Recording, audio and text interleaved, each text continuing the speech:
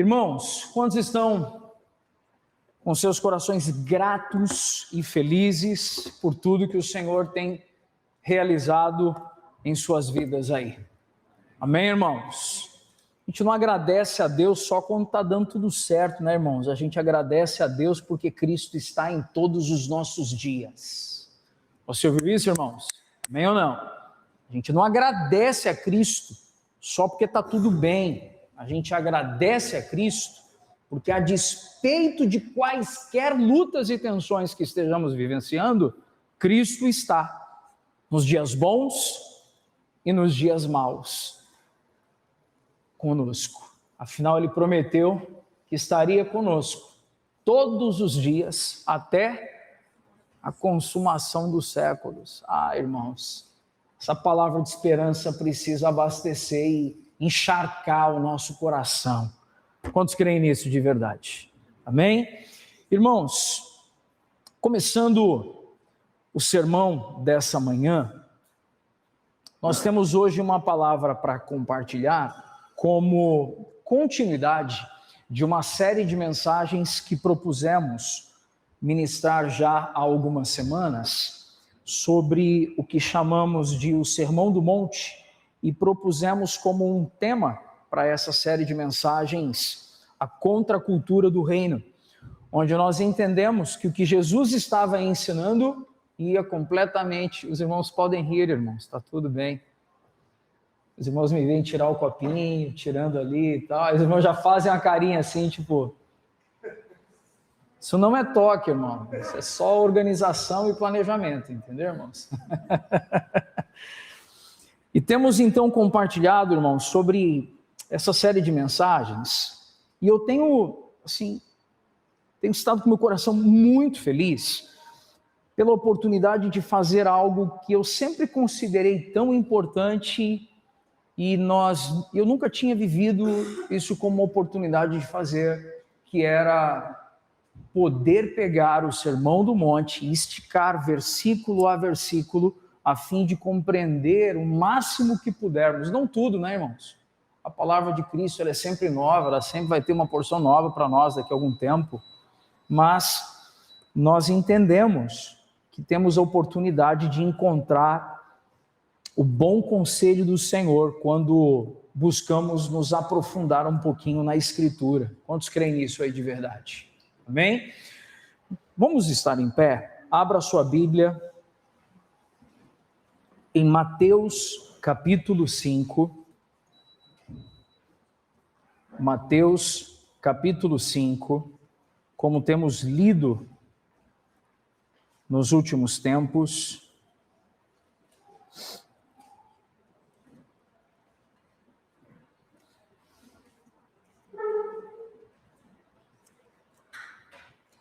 conforme eu tenho mencionado, a tradução que eu habitualmente utilizo é a NAA, a Nova Almeida atualizada.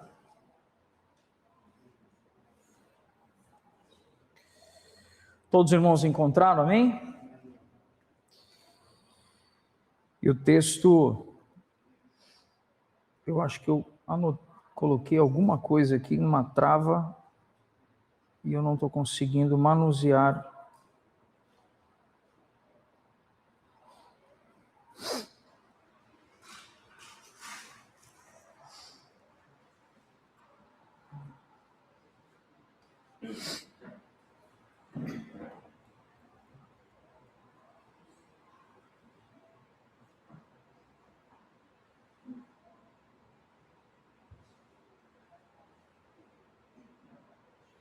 A palavra do Senhor nos diz assim, a partir do verso 1, diz: ao ver as multidões, Jesus subiu ao monte, ele se assentou e seus discípulos se aproximaram dele. Então ele passou a ensiná-los as bem-aventuranças. Jesus disse: bem-aventurados os pobres em espírito, porque deles é o reino dos céus. Bem-aventurados os que choram, porque serão consolados. Bem-aventurados os mansos, porque herdarão a terra.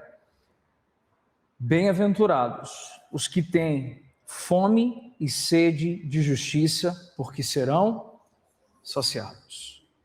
A ênfase, versículo 6, bem-aventurados os que têm fome e sede de justiça, porque serão saciados. Vamos falar todos juntos esse versículo em especial. Bem-aventurados os que têm fome e sede de justiça, porque serão saciados. Vamos falar com o Senhor mais uma vez. Pai bondoso e querido, nós queremos te dar graças por mais uma manhã na tua presença, mais uma manhã, Pai, com meus irmãos, Pai. Não é sobre virmos a um local físico para cultuarmos na expectativa de ouvir o que o Senhor tem a nos dizer, embora seja esse sim o tempo da instrução, mas é sobre virmos para ver também, Pai, a nossa família da fé, para estarmos juntos, para encontrar aqui encorajamento mútuo, para encontrar aqui exemplos de piedade, de perseverança, e nisso, Senhor, tudo glorifica o Teu nome. E nesse momento em especial, Pai, onde estamos dedicando a exposição da rica palavra de Cristo, que a nossa mente, que os nossos olhos estejam iluminados, sensíveis e atentos, Senhor, a abraçar, a compreender e a abraçar todo o conselho do Senhor. Que nada, Senhor, venha nos distrair, que nada venha nos roubar, Pai, a atenção, que ideias preconcebidas, preconceitos, que muitas vezes ensinamentos distorcidos que abraçamos no passado não dificultem, Pai, a rendição do nosso coração à autoridade da Escritura, e que nesse momento, Pai, nós possamos claramente sermos influenciados, encharcados por Tua graça, enquanto a Tua palavra é exposta nessa manhã. Quanto a mim, Senhor, sabes da minha miséria, Pai, de quanto tenho me dedicado, Senhor, a fim de não permitir que a minha humanidade venha reverberar nos cultos públicos, Pai. Que seja a Tua voz, Pai, que seja a voz do Supremo Pastor e Bispo das almas, falando a esse rebanho, que é Teu, Senhor, e não meu, esses discípulos que são Teus e não meus, Senhor, esses filhos que são Teus, meu Pai, e não meus, e nessa autoridade, a autoridade das Escrituras, que o Senhor, Pai, venha apacentar esse que é um pedaço, uma parte do Teu rebanho, o rebanho de Cristo sobre a face da terra, em nome de Jesus. Amém, amém, amém. Amém, irmãos? Pode se sentar. Irmãos, nós iniciamos o Sermão da Montanha algumas semanas atrás, e à medida que nós estamos compartilhando sobre as bem-aventuranças, Jesus ele está construindo algo, Jesus está construindo cuidadosamente o retrato de um cidadão do reino. Os irmãos talvez lembrem da primeira mensagem da série que nós ouvimos, que João Batista, quando começa a pregar no deserto, ele começa a anunciar uma mensagem. Qual era a mensagem de João Batista, irmãos? Quem lembra aí? Arrependei-vos porque o reino de Deus está próximo. Quando veio Jesus em Mateus capítulo 4, ele faz um pequeno ajuste na rota do seu ensino. Ele está dizendo: arrependei-vos porque é chegado o reino de Deus. E nesse cenário que Jesus está fazendo nas bem-aventuranças, ele está construindo um retrato dos cidadãos desse reino. Jesus ele não está, e eu vou reforçar isso todos os sermões, queridos, Jesus não está criando uma cartilha comportamentalista para dizer quem pode entrar, mas ele está dizendo: todos quantos entram pelo reino de Deus são assim. Os irmãos compreendem isso ou não, irmãos? Essa é a prerrogativa, ela é não moralista, ela é não comportamentalista, ela é regenerativa. Essa é a perspectiva do Evangelho de Cristo Jesus. Nesse cenário, nós vimos que, primeiramente, no Sermão do Monte, Jesus começa falando sobre as bem-aventuranças, sobre a primeira delas. Qual foi a primeira das bem-aventuranças, meus irmãos? Foi falar de bem-aventurados são os pobres em espírito, que é aquele que lamenta a sua falência espiritual. Ele reconhece a sua condição caída, perversa, inclinada para o mal. Esses são os pobres em espírito. Jesus continua ensinando, falando: bem-aventurados os que choram, porque se você enxerga a sua natureza caída, então você chora de arrependimento por ter inclinações de alguém que vive de forma caída. Mas a terceira perspectiva, a terceira bem-aventurança, nós ouvimos aqui o irmão Rafael Guzzo compartilhando sobre bem-aventurados os mansos, porque eles herdarão a terra. E nesse cenário, o manso, ele abandona a sua condição de autossuficiência e ele se submete ao governo de Cristo. Mas então surge uma pergunta, que ela é inevitável para nós agora. Porque nós vimos que bem-aventurados, primeiro, são os pobres em espírito, reconhecem a sua condição. Bem-aventurados os que choram, porque lamentam a sua condição. Bem-aventurados os mansos, porque conseguem compreender que nada têm, e por isso herdam a terra. E agora a próxima, e como eu disse que esse sermão ele é progressivo, ele não é fracionado. E por ser progressivo, a pergunta é: o que acontece depois? Qual é o efeito disso depois? O que passa a acontecer depois disso? E o que passa a ocupar os desejos de alguém que foi quebrantado pela graça? O que move a vida de alguém que foi alcançado pelo reino?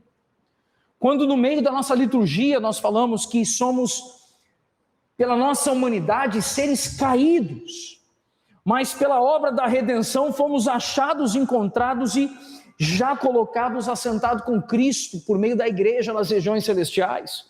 Qual é o impacto disso então para a nossa vida? E a resposta de Jesus, irmãos, ela é incrível, ela é extraordinária, porque depois de falar de pobreza espiritual, arrependimento e mansidão, Cristo passa a falar de desejos e anseios.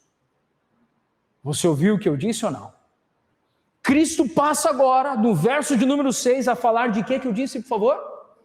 Desejos e anseios. Ele não descreve mais apenas aquilo que o discípulo faz, mas aquilo que o discípulo ama. Ele não está falando apenas sobre as características visíveis de um discípulo, no que se refere à sua transformação, mas ele está trazendo agora o impacto das verdades do reino de Deus nas suas afeições. Irmãos, preste atenção. Quando somos alcançados pela graça, as nossas, qual foi a palavrinha que eu utilizei aqui? As nossas afeições são reordenadas.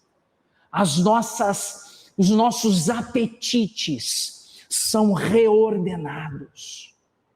Nesse cenário, a verdadeira conversão, ela não produz apenas novas convicções, porque sabe o que nós vemos muitas vezes? Vemos gente onde a cabeça é enorme e onde o coração é ressequido. Vemos gente onde o intelecto extrapola limites inimagináveis, mas o coração é vazio, é perverso ainda. E o que nós estamos vendo é que a verdadeira conversão, ela não produz apenas novas convicções. Não, eu sou convicto de. Não, a verdadeira conversão produz novos apetites, produz novas inclinações. E isso, inclusive, irmãos, isso arrebenta com a gente. Por que isso arrebenta com a gente? Porque se a gente alega que está sendo transformado, as nossas afeições e apetites de hoje não podem ser as mesmas afeições e apetites de 5 anos atrás. Você está compreendendo o que nós estamos construindo aqui, irmão? Sabe algo? O reino, ele não transforma a nossa maneira de pensar apenas. O reino de Deus vai transformar a nossa forma de pensar ou não, irmãos? Amém ou não? Vai mexer sim na nossa forma de pensar. Mas ele não mexe apenas com a nossa forma de pensar. As verdades do reino, elas mexem com a nossa forma de desejar. Ela afeta os nossos desejos. Ela influencia os nossos apetites. Sabe, Dr. Martin Lloyd Jones observa que esta é uma das mais completas descrições da vida cristã encontradas em toda a Escritura. Isso porque a fome e a sede de justiça revelam algo profundo sobre a obra da graça. O cidadão do reino não é reconhecido por aquele que ele acredita, mas o reino de Deus, o discípulo de Jesus, o cidadão do reino é conhecido por aquilo que ele anseia. Você ouviu o que eu disse ou não?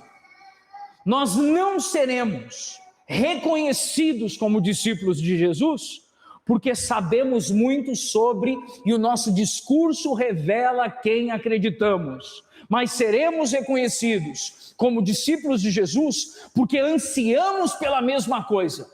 Que o verbo de Deus, Jesus Cristo encarnado aqui na terra, quando ele disse que a minha comida e a minha bebida vocês não conhecem ainda, porque a minha comida e a minha bebida consistem em fazer a vontade do meu Pai. E foi por isso que Jesus estava aqui reorientando os afetos, reorientando os apetites. Quantos estão compreendendo isso, irmãos? Sabe, sobre o discípulo de Jesus, o cidadão do reino, os seus desejos foram transformados, os seus afetos foram redirecionados, o seu coração agora caminha em uma nova direção. O reino de Deus não produz apenas novas ideias, ele produz novos desejos. E aí isso muda tudo, irmãos. Sabe por que isso muda tudo? Porque cada vez que a gente vai conversar e a gente percebe que o nosso coração está reativo em cima de mas eu quero, mas eu gosto, mas eu prefiro, e colocamos os nossos apetites e os nossos desejos para além da posição que eles deveriam estar, isso revela que a obra da regeneração não está avançando em nós. Não, pastor, mas aí você jogou pesado. Ué, mas aqui tem crente ou não, gente? Porque é isso que a palavra está nos ensinando.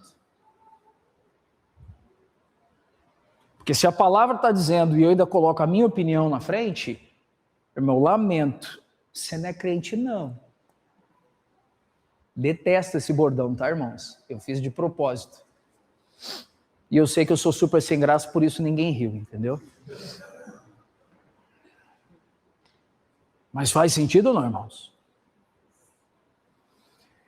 Sabe uma das coisas? Põe o versículo para mim mais uma vez, Mateus 5:6. Os irmãos me conhecem o suficiente para saber que eu faço todo um esforço de não usar de hiperfoco em uma palavra apenas. Mas eu procuro, me dedico a observar todo o contexto. Quando a gente lê esse versículo, pode falar a verdade para mim. Qual é a palavra que mais pula diante dos seus olhos?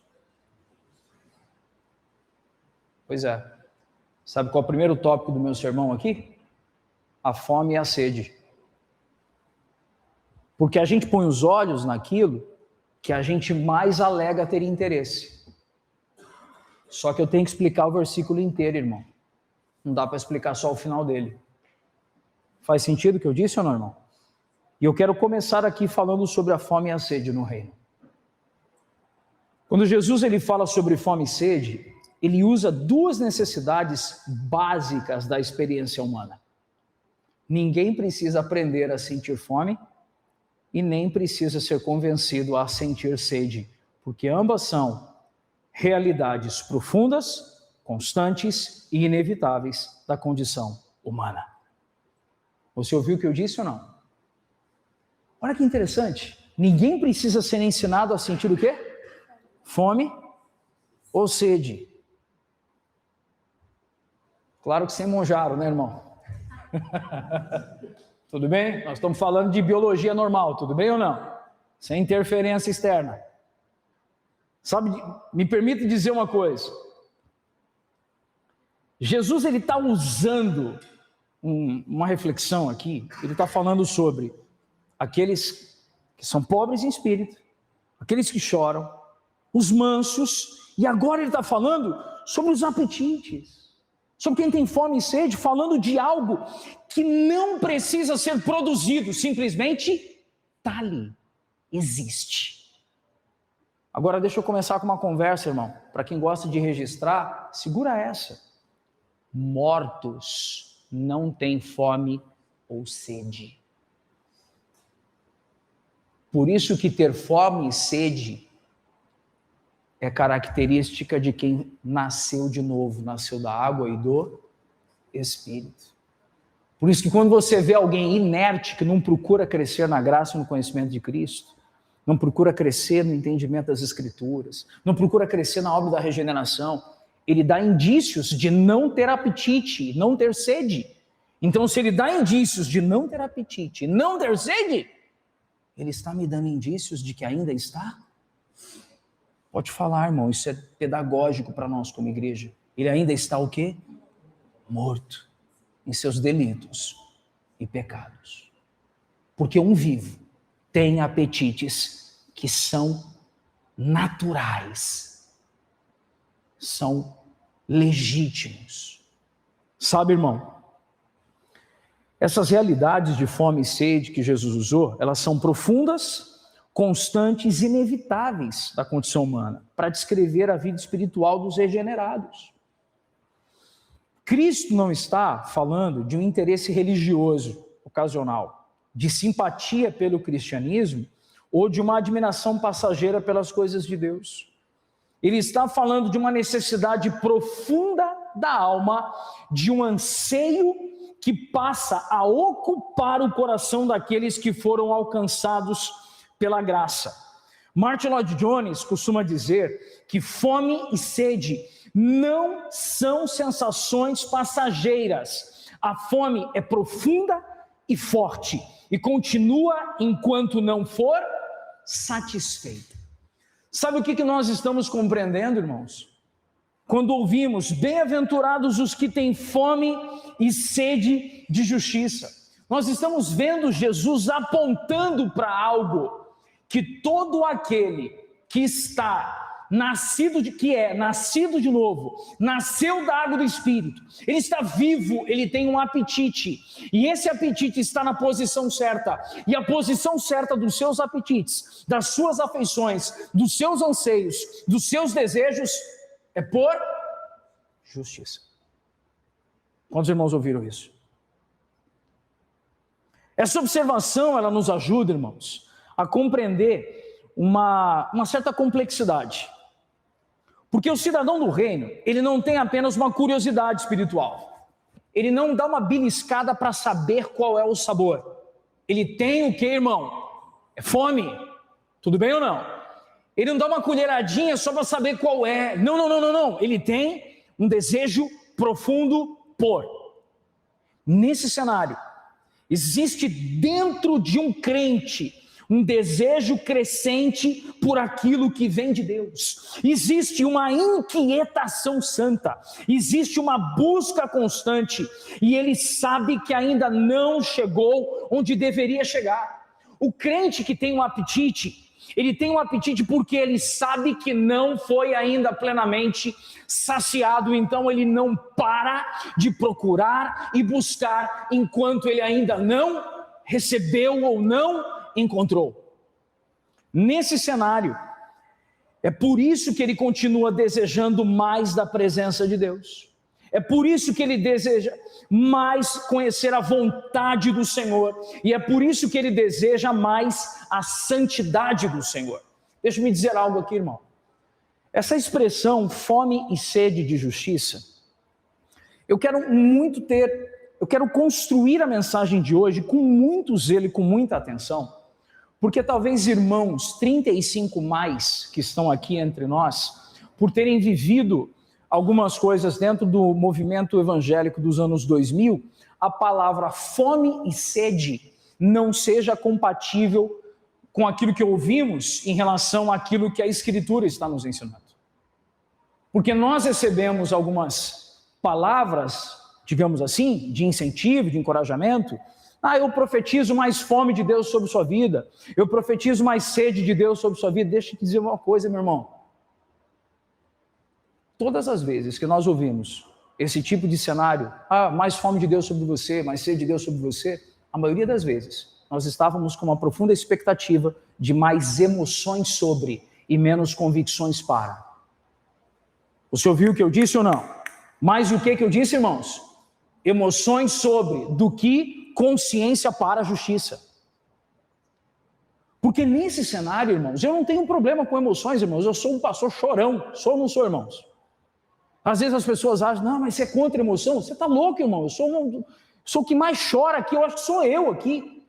Mas o que eu sou terminantemente cuidadoso é com o emocionalismo superficial. Porque a verdadeira fome, ela não se sacia com um encontro, foi épico. Irmão, que você seja satisfeito com a vida comum da igreja domingo após domingo, irmão. Você ouviu o que eu disse ou não? Eu vou repetir isso. Que você seja o quê? Satisfeito por experimentar da justiça de Deus, domingo após domingo, reunido com a sua família da fé. Mas tem gente feia aqui nesse lugar, pastor. Claro, irmão, você está aqui, entendeu? Eu também.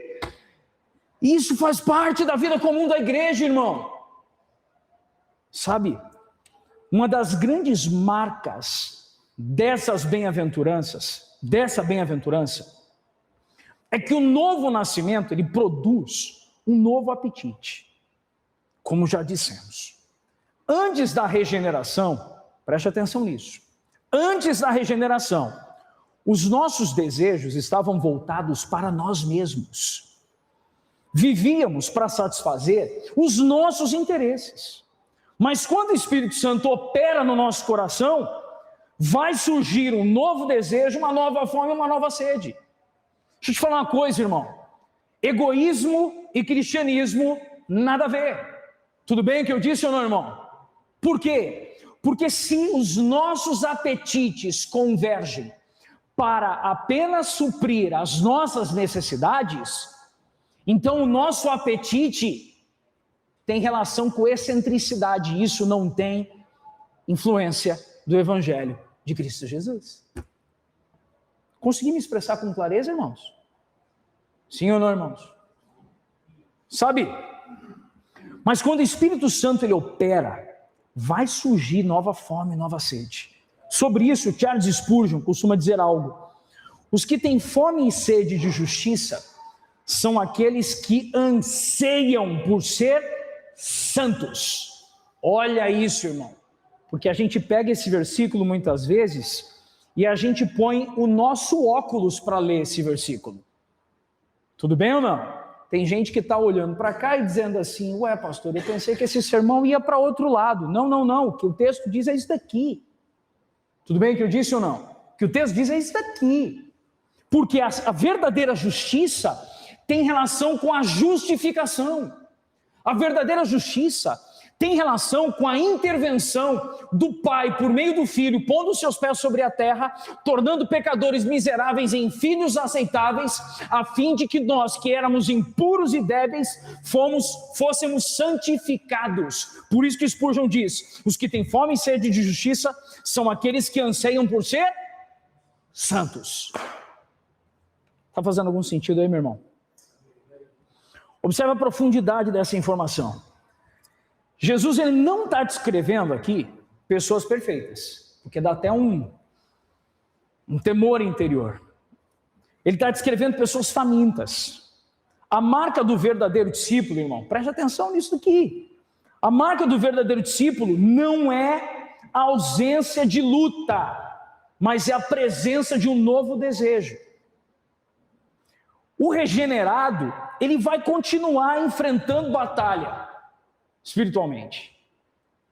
O regenerado, irmão, ele vai continuar lutando contra a carne e experimentando suas fraquezas, querendo fazer o que é certo e tropeçando. O regenerado vai lidar com essa tensão, mas tem algo. Existe dentro dele um anseio que não existia antes. Existe dentro dele agora um desejo pela justiça divina, um anseio por santidade. Ele deseja agradar a Deus, ele deseja crescer em santidade, ele deseja parecer-se com Cristo. John Stott, um dos maiores exegetas dos últimos tempos, acerca desse texto diz: o evangelho não apenas altera o destino eterno de uma pessoa, o evangelho transforma aquilo que ela ama. Você ouviu o que eu disse ou não, irmão? O evangelho altera sim o destino eterno, mas não tão somente o destino eterno. O evangelho vai influenciar o que você ama hoje, porque ele reorganiza os nossos apetites e a nossa sede. Quantos estão entendendo que o Senhor está chamando a gente para a responsabilidade hoje aqui, irmãos? Tim Keller faz uma observação muito semelhante. Ele diz assim: conversão não consiste apenas em abandonar determinados pecados, mas em receber um novo centro de afeições. Deixe-me chamar a sua atenção para uma coisa. E eu vou já deixar minha mão levantada para ninguém ficar com vergonha antes, tá? Tem alguém aqui que está lutando com algum pecado há mais de 10 anos ou não? Tem ou não? Pois é, irmão. Agora, onde está o BO? O BO é que a gente tenta parar de pecar como mudança de comportamento. Mas se a gente tiver o nosso coração colocando Cristo no centro das nossas afeições, os nossos apetites começam a mudar a rota e a direção da nossa vida. E vai mais para o lado de Cristo do que para o lado da natureza adâmica. Quantos estão compreendendo isso que nós acabamos de compartilhar? Aí sabe por que a gente reincide? Tem coisas que a gente vai lutar mesmo, irmão. Tá tudo bem. Mas sabe por que tem coisas que a gente poderia estar vencendo e não está vencendo? Porque a gente está tentando cortar o comportamento, quando na verdade tem que pôr um novo centro de afeições. E o novo centro de afeições tem que ser uma pessoa. E o nome dela é Cristo Jesus. Aumenta um pouquinho só que eu fiquei um pouco rouco, para eu poder baixar um pouquinho a voz aqui.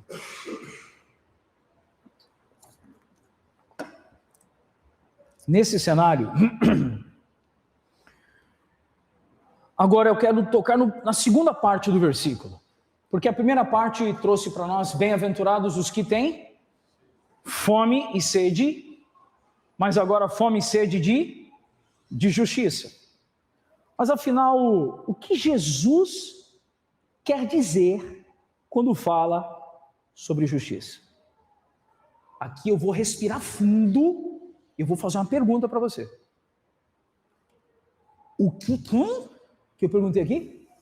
Jesus quer dizer quando fala sobre justiça. Porque quem está ensinando o Sermão do Monte, irmão, quem era ali? Era o próprio Jesus. E sabe um dos cuidados que qualquer expositor das Escrituras precisa ter muita atenção? É não colocar sobre o texto as suas impressões. Você sabia disso, irmão? E que isso é uma luta constante. Os irmãos perceberam qual oração eu fiz no começo aqui hoje ou não? Perceberam a oração que eu fiz aqui no começo? Que não seja a minha voz, senão a voz do Cristo, Supremo Pastor e Bispo das almas, falando com o rebanho dele. Porque eu incorro em um risco, domingo após domingo, de colocar palavras no texto conforme o meu coração. E eu preciso começar essa segunda sessão do sermão dizendo que essa pergunta é extremamente importante, porque ao longo da história, muitos interpretaram essa palavra de maneira superficial. Alguns a reduziram à moralidade, outros a limitaram a comportamento religioso, Outros ainda a transformaram exclusivamente em uma pauta social ou política. Entretanto, a justiça descrita por Jesus é muito mais profunda do que qualquer uma dessas outras definições. Os irmãos me ouviram bem aqui? Martin Lloyd Jones diz que essa justiça mencionada nessa bem-aventurança envolve duas palavras. Fique muito atento. A palavra justiça desse texto envolve quantas palavras? Duas palavras: justificação e santificação. Justiça imputada, justiça aplicada. Quais são as duas palavras, por favor, irmão? Justificação e santificação. Sobre justificação, justiça imputada. Sobre santificação, justiça aplicada. Pastor, mas o que isso quer dizer? Ela envolve tanto a nossa posição diante de Deus, quanto a nossa transformação progressiva à imagem de Cristo. Primeiramente, existe aquilo que os reformadores chamam de justiça imputada, como eu disse. O discípulo, agora preste atenção nisso, irmão, olha que especial. O discípulo deseja estar reconciliado com Deus, deseja ser perdoado, deseja ser aceito e desfrutar de paz com o seu Senhor. O pecador que foi convencido de seu pecado não busca apenas alívio emocional, ele busca reconciliação. Sabe o que é justiça imputada? Sabe o que significa esse texto, meu irmão? A palavra nos diz que todos nós já nascemos o que, irmãos? Mortos em nossos delitos e pecados. A palavra nos ensina que o Senhor naturalmente nos viu e viu que nós nos tornamos inúteis a fim de cumprir os decretos divinos, a fim de cumprir os mandamentos, amar a Deus sobre todas as coisas e ao próximo como a si mesmo. Eu era incapaz de cumprir esses mandamentos. Isso quer dizer que então eu me tornei aos olhos de Deus, por causa da natureza adâmica, guarde isso, por causa da natureza, o que eu disse? Adâmica, eu me tornei injusto. Você ouviu o que eu disse ou não? Eu me tornei o que? Qual foi a palavrinha, irmão? Injusto. Agora preste atenção. Quando Cristo entra em cena, a Bíblia nos ensina que nós fomos justificados nele. Presta atenção, porque essa expressão ela não é uma expressão para a gente ficar desligado. Nós fomos justificados, o que eu disse? Nele. Ele é o justo, com O maiúsculo, singular, não há outro justo como ele. É justiça absoluta. Sabe o que isso quer dizer? Deus, em sua pureza e santidade, ele é implacável em destruir o pecado. Você ouviu o que eu disse ou não? Deus em sua, o que eu disse, irmão? Justiça e santidade, ele é o que, irmão? Implacável em punir a desobediência. E como ele é implacável em punir a desobediência, eu passaria a eternidade sendo punido por ser injusto. Mas a saber, segundo o escritor aos Hebreus, Cristo, o único mediador entre Deus e os homens, Cristo se entrepõe entre o Pai e a humanidade. E agora o Pai olha para o sangue do seu Filho, aplacando a ira de Deus. E nós, por meio dele, nós somos justificados. Isso é justiça imputada. Por isso que salvação, meu irmão, não envolve mérito humano. Salvação é sempre mérito divino. Você entende o que os reformadores criam sobre justiça imputada? Nesse cenário, irmão, nós estamos vendo agora, preste atenção agora o contexto. Bem-aventurados qual o primeiro? Os pobres em espírito, reconhecem a sua falência. Bem-aventurados os que choram pela sua condição.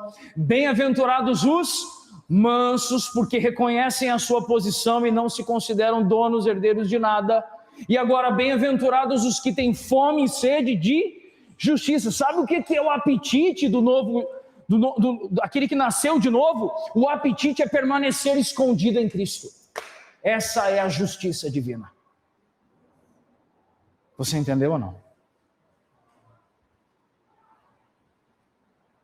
Estamos no primeiro nível. Justiça o quê? Imputada. Sabe por quê? Porque o apetite de um crente de verdade, ele deseja estar corretamente relacionado com o seu Criador. Não dá para eu ter relação com Deus tendo vida de pecado. Então, sabe qual é o meu apetite? Eu quero estar reconciliado com o meu Pai por meio do Filho Jesus. Justiça imputada. O apóstolo Paulo escreve em Romanos 5:1, anote isso. Romanos 5:1, a palavra nos ensina algo. Justificados, pois, mediante a fé, temos paz com Deus, por meio do nosso Senhor Jesus Cristo. Isso é a justiça divina, irmãos. Eu que era injusto, fui justificado, não porque eu sou bonzinho, não porque eu sou um bom pagador de impostos, não porque eu não soneguei imposto na última sexta-feira na declaração de imposto de renda, tá, irmão? Tá bom? Você ouviu o que eu falei? Pastor, eu tive que pagar, eu também, irmão. E tá tudo bem, é a lei dos homens sendo cumprida. Não é porque eu fiz o que é certo ali, então, que tipo, eu sou justificado. Não, a verdadeira justiça envolve a justiça divina, a reconciliação com o Pai, por meio de Cristo Jesus. Olha como o raio do moralismo bate a porta do nosso coração. Você está vendo ou não? Romanos 5:1, irmão. Não podia fazer um quadro, né? Botar na parede, assim. A gente foi reconciliado por meio de quem, irmãos? De Cristo Jesus. Aí, Bela, pega o conceito já bola aí. Aqui encontramos aquilo que poderíamos chamar de o nosso correto posicionamento diante de Deus. Não se trata de moralismo religioso, de desempenho espiritual, mérito humano. É a obra perfeita de Cristo sendo creditada ao pecador pela fé, que antes era condenado e agora é declarado justo. Estava separado e agora é reconciliado. O homem que antes era inimigo agora é recebido como filho. Quantos entenderam até o presente momento, irmãos? Mas Jesus não está falando apenas de justiça imputada. Nós temos duas palavras, que é justificação e o que, irmão? Santificação. Justiça imputada e justiça aplicada. O discípulo não deseja apenas ser declarado justo. Porque sabe o que acontece, irmão? Tem gente que assume para si que foi justificado e quer continuar tendo o mesmo estilo de vida. E quer ter a mesma forma de agir, de viver, de cuidar dos negócios, de cuidar da família. Acha que é tudo igual? Não, irmão. Porque a verdadeira justiça, a mesma graça, segundo John Stott, a mesma graça que me salva, é a graça que me regenera. É a graça que me transforma. A justiça imputada produz justiça aplicada. Se não está tendo justiça aplicada, eu questiono em meu coração se de fato eu me escondi por detrás do sangue de Cristo. Porque se eu não estou sendo transformado, talvez eu nunca tenha me colocado por detrás do sangue de Cristo. Quando vocês estão compreendendo? Sabe, irmãos, O discípulo, ele não quer apenas ser declarado justo, ele quer o apetite dele, a fome e a sede dele, ele quer ser santo. Ele quer não apenas receber perdão, ele quer ser transformado. Ele não quer apenas escapar da condenação. Preste atenção nisso, irmão. Aquele que tem fome e sede de justiça, ele não quer apenas escapar da condenação. Ele quer ser livre do domínio do pecado. Eu vou repetir isso. Ele não quer apenas ouvir um barulho do martelo de um juiz dizendo inocente. Porque isso é justiça imputada. Amém ou não, irmãos? Mas esse agora que era um réu e foi declarado justo, que sai do tribunal, ele precisa ter agora uma nova vida, onde o pecado não terá domínio sobre vós, porque não estamos mais debaixo da lei, mas debaixo da graça que há em Cristo Jesus. Sobre isso, Martin Lloyd Jones diz: ter fome e sede de justiça é desejar ser positivamente santo. Alguém que de fato tem fome e sede de justiça, irmão, é alguém que tem anseio por santidade. Eu não estou feliz comigo hoje, e eu não quero ser igual amanhã. Quantos estão compreendendo isso, irmãos? A gente precisa verbalizar isso. Essa frase talvez seja uma das maiores definições dessa bem-aventurança. O cidadão do reino, ele deseja ter uma nova vida, ele deseja crescer em obediência. Ô, irmão, como a gente é desobediente? Vamos falar algo sério aqui. Como a gente é desobediente. Eu não estou falando desobediente à voz desse conservo que vos fala aqui, não. Estou dizendo desobediente à verdade da autoridade das Escrituras. Como a gente é desobediente. Quando o pastor falar o que está na Bíblia, beleza, irmão, ouça, siga, agora preste atenção. Alguém que tem fome e sede de justiça, ele deseja crescer em obediência à rica palavra de Cristo. Ele lê as Escrituras e diz: eu quero obedecer o que está escrito aqui. Entendeu o que eu estou falando ou não? Ele não está preocupado em ouvir a voz do pastor, físico apenas, humano. Ele está preocupado em obedecer o que está onde, irmão? Até porque os irmãos me conhecem, sabem que eu sempre ensino que a minha autoridade aqui não é autoridade para mandar, a minha autoridade é autoridade para rogar. Rogo-vos, pois, irmãos, pelas misericórdias de Deus, por favor, apresentem o corpo de vocês como sacrifício vivo, santo e agradável a Deus, que é o vosso culto racional. A minha autoridade, a autoridade pastoral não é para mandar, a autoridade pastoral é para rogar. Aí a gente está rogando aos irmãos, obedeçam às Escrituras, e não obedecem. Porque o apetite ainda está desorientado. Entende, irmão? Nesse cenário,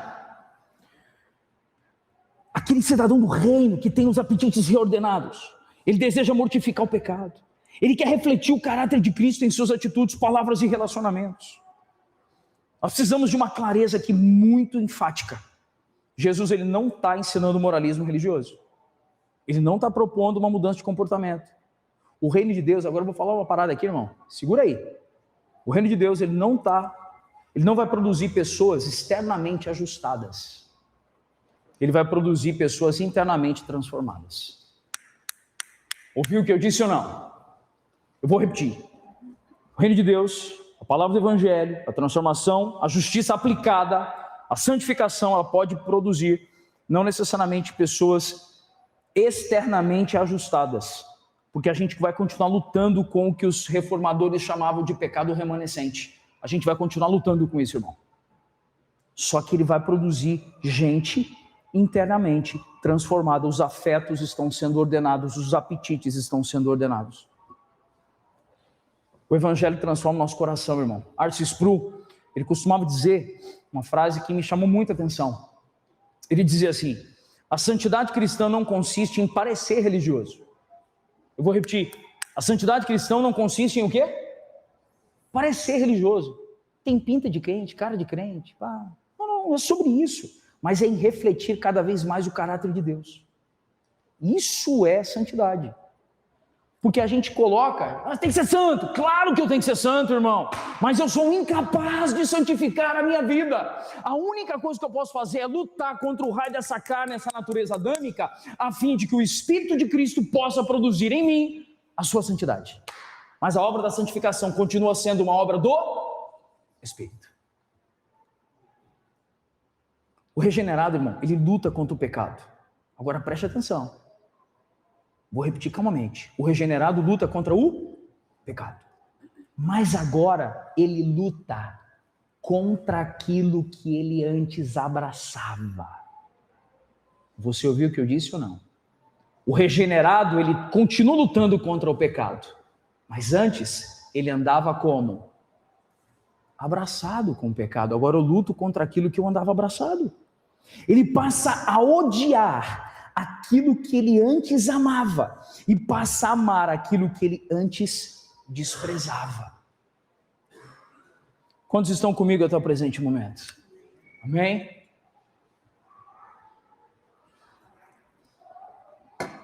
Deixa eu te fazer uma pergunta. Qual é o procedimento mais esperado de alguém que está enxergando algo e não está conseguindo compreender direito o que está dizendo? E para entender isso, sabe que tem um contexto, o procedimento mais comum. Se você estivesse, por exemplo, num campo, numa fazenda, numa propriedade, para entender melhor o que você está vendo, a gente costuma fazer o quê, irmãos? Se distancia um pouco para aumentar o quê? Nosso campo de visão. Eu vou fazer isso agora com os irmãos. A gente está dentro das bem-aventuranças. Amém, irmãos? Só que as bem-aventuranças são elementos visíveis dos cidadãos do reino. Então eu preciso enxergar que Jesus não está ensinando algo moralista para forçar as pessoas a ter um certo comportamento padrão. Porque Cristo veio anunciar um reino vindouro, como o Led costuma dizer, é o reino já e ainda não. O reino de Deus já estava presente na figura de Cristo, seu rei, pisando aqui na terra, mas ele ainda não foi consumado porque será finalizado naquele dia. Então existem algumas perspectivas do reino de Deus que elas se cumprirão naquele último dia. Os irmãos ouviram bem o que eu disse ou não? Sabe por que isso é importante? Porque agora atenção a algo. Bem-aventurados os que têm fome e sede de justiça. O reino está formando uma nova humanidade. Guarde essa expressão. O reino está formando uma nova humanidade. Esse corpo, meu e seu, irmão, que é corruptível, um dia será revestido de incorruptibilidade. Deixa eu te falar uma coisa, irmão.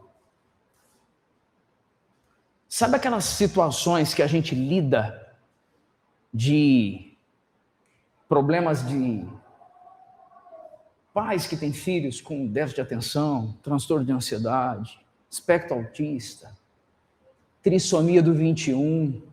Tudo bem o que eu estou dizendo, irmãos? Tudo bem? Tudo isso é fruto da queda sobre a humanidade que produz impactos e efeitos. Problemas do joelho, entendeu, irmão? Na coluna.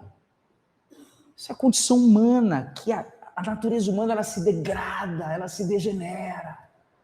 Mas um dia, a justiça de Deus sendo completa, total e aplicada sobre os homens e a obra finalizada, a consumação de todas as coisas, tudo será perfeito. Você ouviu o que eu disse ou não, irmãos? Tudo será o que eu disse? Perfeito, porque o reino está formando uma nova humanidade. Nesse cenário, essa compreensão, ela vai nos ajudar a evitar alguns erros muito comuns dos nossos dias. Quando Jesus ele fala, irmãos, sobre fome e sede de justiça, ele não está apresentando um programa político para Roma e nem propondo uma plataforma partidária para reorganizar a sociedade. Justiça imputada, justiça aplicada. Justificação, santificação. Era isso que Jesus estava dizendo. Evidentemente, o reino de Deus produz implicações sociais profundas. O cristão, os apetites dele, a sede dele, ama a verdade, ama a justiça, ama a misericórdia e se importa com o sofrimento humano. Entretanto, o foco principal dessa bem-aventurança não está nas estruturas da sociedade, mas no coração do homem. Quantos ouviram bem o que eu disse? Acerca disso, Martyn Lloyd-Jones nos deixa um conselho tão sábio e importante. A maior necessidade do mundo não é uma reorganização política, mas homens e mulheres transformados pelo Evangelho. Eu vou repetir o que o Dr. Martyn Lloyd-Jones disse. A maior necessidade do mundo não é uma reorganização política, mas homens e mulheres transformados pelo Evangelho. Irmãos, vamos dizer algo importante aqui. Essa afirmação continua extremamente atual. A gente vive numa geração que põe a esperança no quê, irmão? Vamos falar a verdade. E pior, nós estamos em ano eleitoral. E o que nós vemos? Nós vemos pessoas colocando a sua esperança em sistemas, ideologias, projetos humanos. Projetos o que, irmãos, que eu disse? Humanos. Nenhum projeto humano poderá produzir a justiça divina. Mas Jesus nos conduz a uma realidade mais profunda. O problema fundamental da humanidade, irmãos, não é externo. O problema da humanidade, ele é interno. O problema da humanidade, preste atenção, irmão, ouça com muito amor o que eu estou dizendo aqui. O problema da humanidade, ele não é estrutural. Ele não é o como a sociedade funciona. Não é esse o problema da humanidade. O problema da humanidade é não ter conhecido a Cristo o Redentor. Esse é o real problema da humanidade.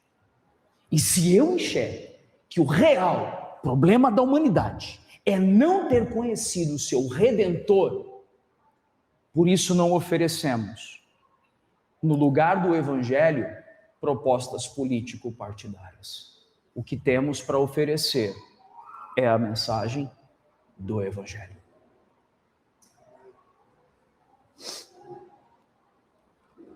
Cristo não está formando apenas uma nova sociedade, ele está formando uma nova humanidade. O reino começa dentro do coração. Antes de transformar estruturas, ele transforma pecadores.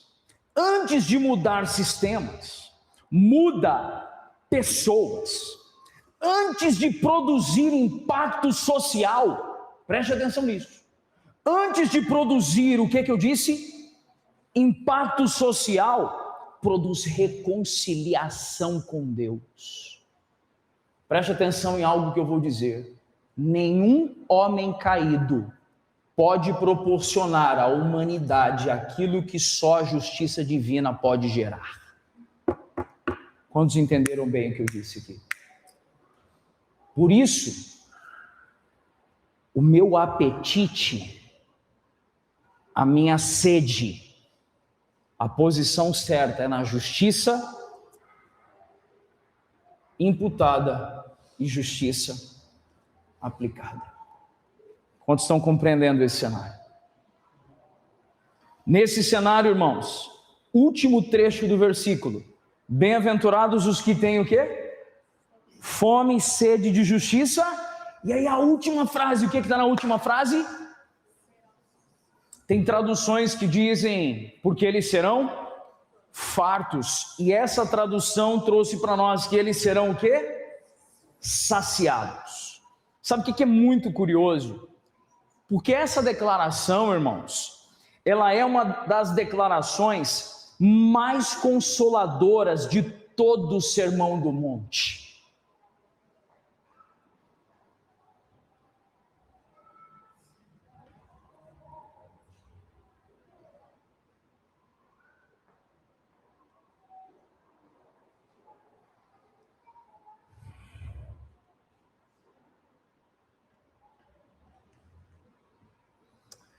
Cristo, ele não está dizendo que essas pessoas talvez sejam satisfeitas. Cristo está dizendo que elas serão o que, irmãos? Saciadas. Isso é uma promessa de consolo legítima. Não diz que elas vão precisar buscar em outro lugar, porque Deus tem isso para oferecer. Você ouviu o que eu disse, irmão? Preste atenção. A sua saciedade não está em nenhum outro lugar, senão no próprio Cristo e em sua obra salvadora.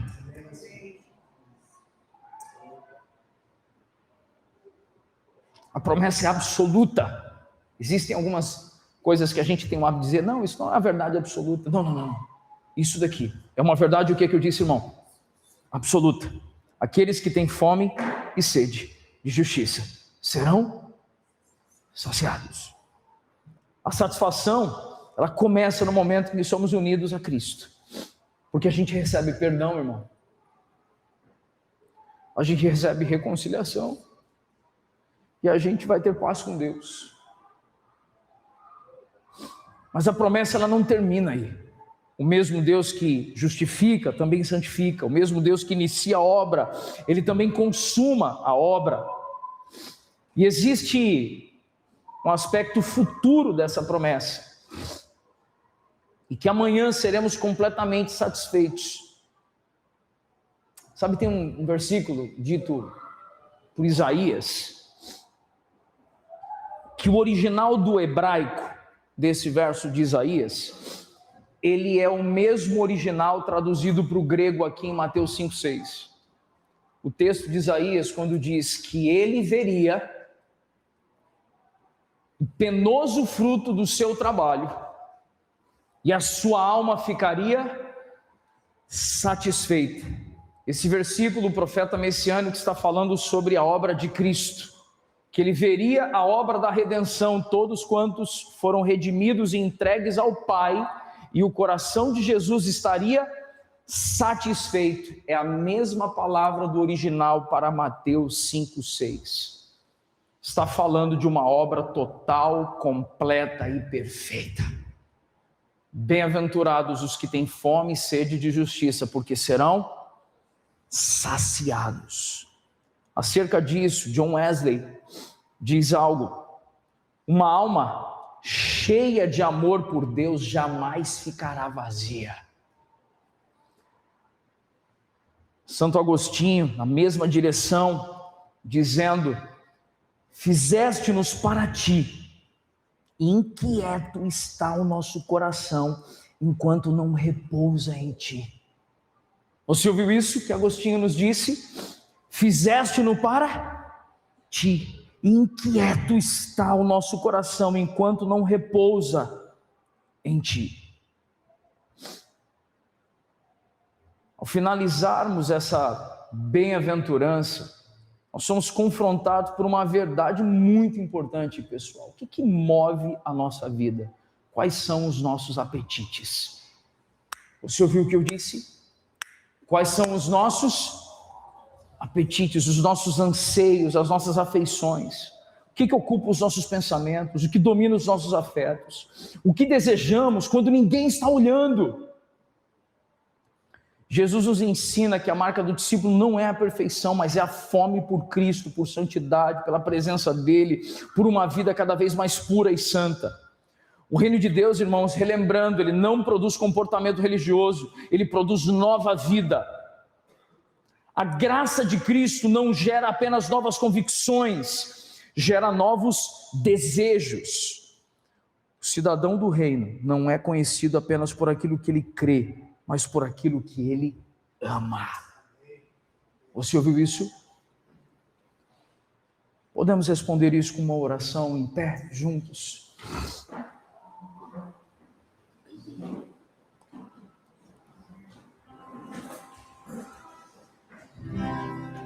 Falando com o Senhor.